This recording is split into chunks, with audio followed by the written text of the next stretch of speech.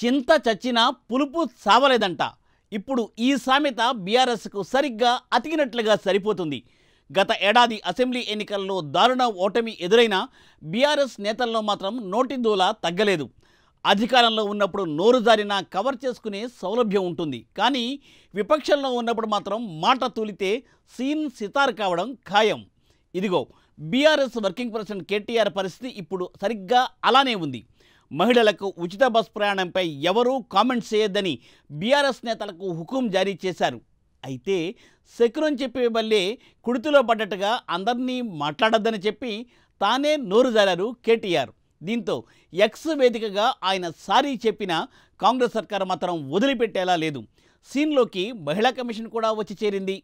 చిన్న బాస్కు నోటీసులు కూడా జారీ చేసేశారు. తమ ముందు హాజరు కావాలని మహిళా కమిషన్ ఆదేశించింది. ఈ వ్యవహారంలో చిన్న గులాబీ నలిగిపోవడం ఖాయంగా కనిపిస్తోంది. ఇప్పుడు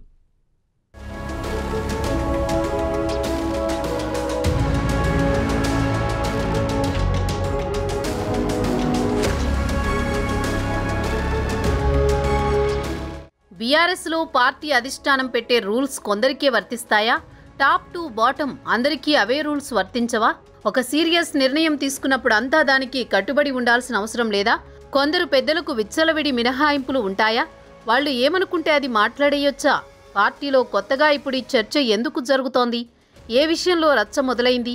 బీఆర్ఎస్లో ఇప్పుడిదే హాట్ టాపిక్గా మారింది. తెలంగాణలో కాంగ్రెస్ ప్రభుత్వం ప్రతిష్టాత్మకంగా తీసుకువచ్చిన పథకం మహాలక్ష్మి. మహిళలకు ఆర్టీసీ బస్సుల్లో ఉచిత ప్రయాణ సదుపాయం కల్పిస్తామన్న హామీ మేరకు పవర్లోకి వచ్చిన వెంటనే ఈ పథకాన్ని ప్రారంభించింది కాంగ్రెస్. ఈ పథకాన్ని నాడు అధికారంలో ఉన్న బీఆర్ఎస్ లైట్ తీసుకోవడమే కాకుండా అది అసలు సాధ్యం కాని హామీ అని అమలు చేయలేరని చెప్పింది. కానీ ప్రస్తుతం అమల్లోకి వచ్చిన నాటి నుంచి సక్సెస్ఫుల్గా రన్ అవుతోంది ఈ ప్రోగ్రాం. అయినా బీఆర్ఎస్ వైఖరి మాత్రం అలాగే కొనసాగుతోంది. దానివల్ల ఆటో డ్రైవర్స్ ఉపాధికి గండి పడుతోందని, వాళ్ల కుటుంబాలు వీధిన పడుతున్నాయన్న వాదన సైతం తెరమీదికి తెచ్చింది. కానీ అవేమీ పథకం అమలు మీద ప్రభావం చూపలేకపోయాయి.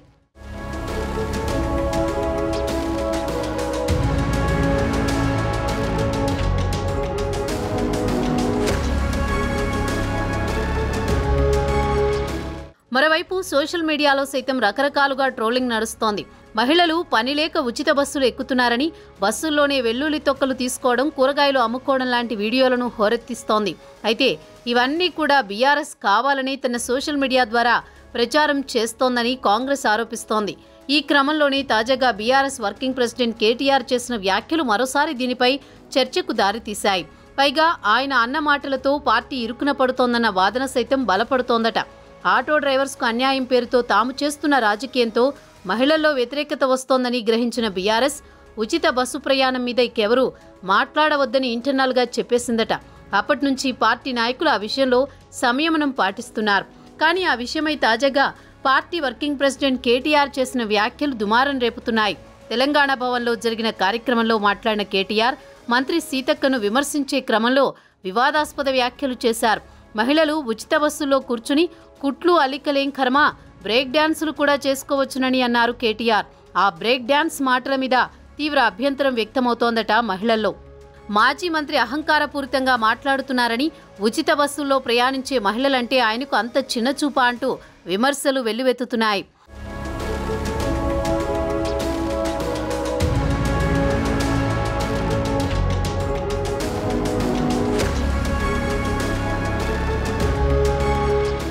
దీనిపై అటు రాష్ట్ర మహిళా కమిషన్ కూడా స్పందించింది. మాజీ మంత్రి వ్యాఖ్యల మీద విచారణ చేపడతామని ప్రకటించింది. అలాగే దీనిని సుమోటోగా తీసుకుని కేటీఆర్కు నోటీసులు కూడా జారీ చేసింది. ఈ నెల 24న కమిషన్ ముందు హాజరు కావాలని ఆదేశించింది. దీంతో పరిస్థితి చేయిదాటిపోతోందని, అది ఎట్నుంచి ఎటుపోతుందోనని గ్రహించిన కేటీఆర్ వెంటనే మహిళలకు క్షమాపణ చెప్తున్నట్టు ట్వీట్ చేశారు. సరే, ఆ సారితో వ్యవహారం సద్దుమణుగుతుందా లేక పొలిటికల్ కలర్ పులుముకుని ఇంకా రచ్చ అవుతుందా అన్న సంగతి పక్కన పెడితే బీఆర్ఎస్లో అంతర్గతంగా కొత్త చర్చ మొదలైందట.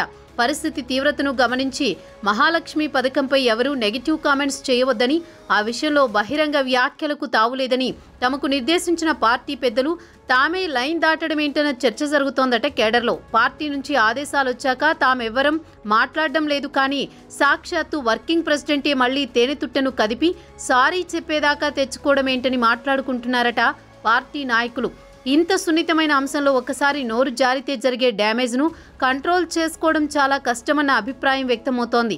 పార్టీ వర్గాల్లో తమ ప్రభుత్వంలో మహిళలకు ఉచిత ప్రయాణం కల్పించకపోయినా నష్టం లేదు, కానీ వేరే ప్రభుత్వం ఉచితంగా ఇస్తున్న ఇలాంటి పథకం విషయంలో తేడాగా మాట్లాడితే ఊహించని నష్టం కనిపించకుండా జరిగిపోతుందన్న అభిప్రాయం వ్యక్తమవుతోందట బీఆర్ఎస్ శ్రేణుల్లో. మరి కేటీఆర్ రేపిన వివాదం ఇక్కడితో సమసిపోతుందా లేక పొలిటికల్ టర్న్ తీసుకుంటుందా అన్నది చూడాలి.